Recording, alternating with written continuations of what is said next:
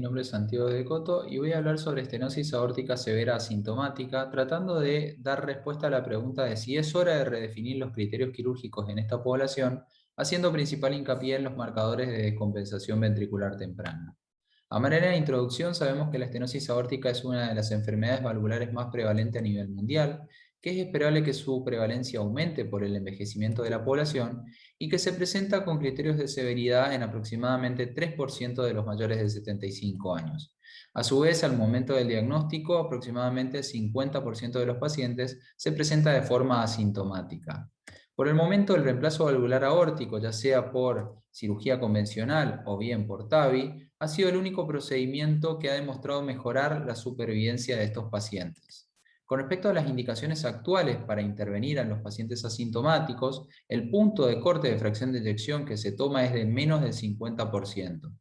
Otras de las indicaciones con menor grado de recomendación son para aquellos pacientes con bajo riesgo quirúrgico y que tengan pruebas de apremio patológica, es decir, que se traten de falsos asintomáticos, que tengan una estenosis aórtica muy severa, rápida progresión de la valvulopatía o valores de BNP por encima de 3 veces del valor normal para el sexo y edad. Un criterio que se ha incluido en la última guía de valvulopatías es el descenso progresivo de la fracción de eyección en al menos 3 estudios de imágenes sucesivos por debajo del 60%. Ahora, siempre se ha puesto el foco en los parámetros de la válvula en sí, y actualmente el paradigma se está modificando y se está viendo el impacto miocárdico que genera, digamos, tener un aumento de la poscarga generado justamente por una estenosis aórtica severa. Todos los pacientes que no cumplen con los criterios quirúrgicos entran dentro de la estrategia de watchful waiting. ¿Y qué desventajas le veo a esta estrategia? Y un poco de acá se desprende la pregunta de esta charla. Bueno, muchas veces es difícil interpretar los síntomas en esta población, es difícil interpretar también las pruebas de apremio, muchas veces se solapa el desacondicionamiento físico con el síntoma de la valvulopatía per se, y el riesgo operatorio va aumentando claramente con la edad y con la disfunción ventricular, y como se trata de una patología con progresión impredecible, la misma muchas veces puede ser rápida y al momento de presentarse los síntomas puede haber ocurrido daño miocárdico, y el mismo en ocasiones puede ser irreversible incluso posterior al reemplazo valvular aórtico. Y un dato no menos importante es que en países sin infraestructura en salud, muchas veces uno indica la cirugía y hay cierta demora entre la indicación y la que se lleva a cabo, y esto tiene obviamente implicancias clínicas. Entonces, ¿debemos redefinir cuándo reemplazar la válvula en el asintomático? Para tratar de dar respuesta a esta pregunta, voy a analizar 3 puntos. Y el primero es la historia natural de la estenosis aórtica severa asintomática. El segundo son los estudios que han comparado la estrategia de cirugía temprana versus la estrategia de cirugía conservadora, y el punto de fracción de eyección que se utiliza actualmente para definir la cirugía. Con respecto a la historia natural de la estenosis aórtica severa asintomática, este es un estudio en donde se siguieron 622 pacientes, todos asintomáticos y con más de 50% de fracción de eyección, con una media de seguimiento de 5.4 años. Y lo que se pudo observar fue que a 5 años, más de 2/3 de los pacientes habían presentado síntomas. Es decir, que esta es una entidad que está lejos de ser una entidad de bajo riesgo y que en muchos pacientes hay rápida progresión a síntomas o bien a indicación de reemplazo valvular aórtico. Con respecto a ambas estrategias y los estudios que han comparado ambas estrategias, a la actualidad disponemos de un único estudio randomizado, que es el estudio Recovery, que randomizó pacientes a tratamiento conservador y cirugía temprana. El endpoint primario fue mortalidad quirúrgica o mortalidad de causa cardiovascular, y se pudo observar que el grupo cirugía temprana tuvo menor incidencia de este punto final primario. Sin embargo, este estudio solamente incluyó pacientes de muy bajo riesgo quirúrgico, con una valvulopatía muy severa, y fueron gran proporción las válvulas bicúspides, así como también fueron baja la cantidad de eventos durante el seguimiento. Con respecto a la evidencia de estudios observacionales, hay varios estudios publicados sobre el tema. El más grande hasta el momento es el estudio Current As, en donde se hizo un análisis por propensity score para así equilibrar las características clínicas de la población, quedando 291 pacientes en cada grupo.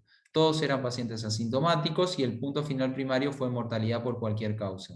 Lo que se pudo observar en un seguimiento a 5 años fue que el grupo que se sometió a una cirugía temprana electiva tuvo mejores resultados con respecto al grupo de seguimiento cercano. Y similares resultados obtuvieron el grupo de Bobot y colaboradores en el 2018 y el de Campo y colaboradores en el 2019. Es decir, con respecto a los estudios que han comparado ambas estrategias, la estrategia de cirugía temprana tuvo mejores resultados en estudios observacionales, pero aún no disponemos de ensayos clínicos randomizados sólidos sobre el tema.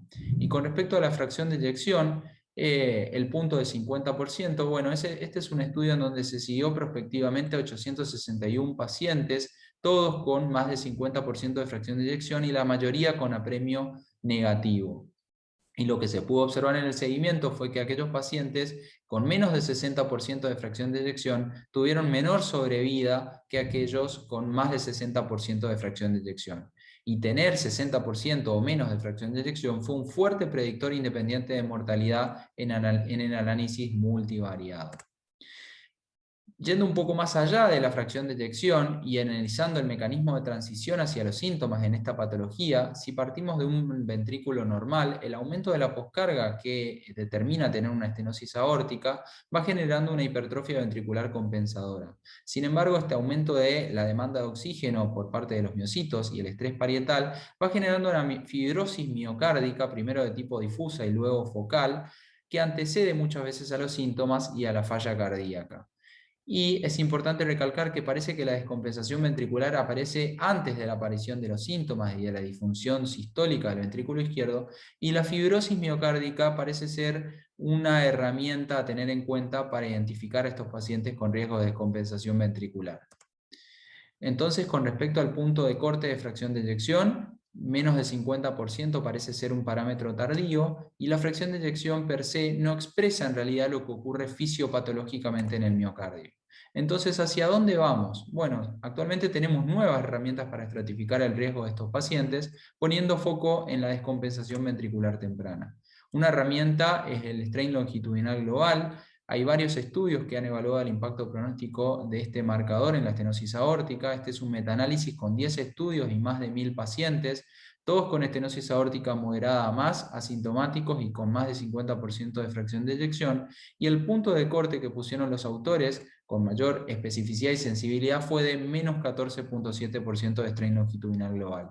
Y lo que pudieron observar fue que los pacientes con menos o un strain por debajo de este valor tuvieron mayor mortalidad en el seguimiento, en el gráfico de la izquierda, y lo mismo se observó cuando se analizó solamente los pacientes que tuvieron más de 60% de fracción de eyección, que sería el gráfico de la derecha.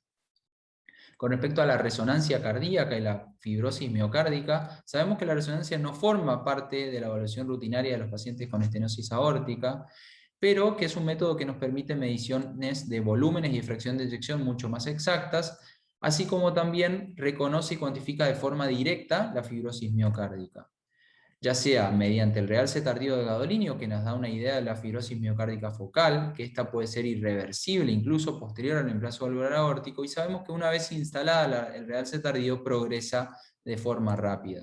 Hay varios estudios que han evaluado el realce tardío de gadolinio en la estenosis aórtica como factor pronóstico. Este es el estudio más grande a la fecha, son todos pacientes en plan quirúrgico, fueron 674, y lo que se pudo observar fue que el 50% de los pacientes tenían realce tardío de gadolinio antes de operarse, y la presencia de realce tardío de gadolinio implicó mayor mortalidad por cualquier causa a lo largo del tiempo, así como también mayor mortalidad de causa cardiovascular, comparándolos con aquellos que no tuvieron gadolinio antes de la cirugía. Tal es la importancia de este marcador que se está llevando a cabo un estudio ongoing, un randomizado denominado EVOLVE, en donde se van a randomizar pacientes asintomáticos que en la resonancia magnética tengan realce tardío de gadolinio de tipo Midwall, a un grupo de intervención temprana y a otro grupo de seguimiento rutinario cercano. Y el punto final primario que se va a evaluar es mortalidad por cualquier causa y reemplazo valvular aórtico no planificado. Se espera que los resultados de este estudio estén aproximadamente para el año 2024 y nos puedan ofrecer una herramienta importante para determinar al gadolinio como un marcador pronóstico en la patología. Y por último, el T1 mapping, que son técnicas más nuevas que nos permiten identificar la fibrosis miocárdica difusa, la cual puede ser reversible, es un marcador de daño más precoz que nos permite anticipar el daño irreversible.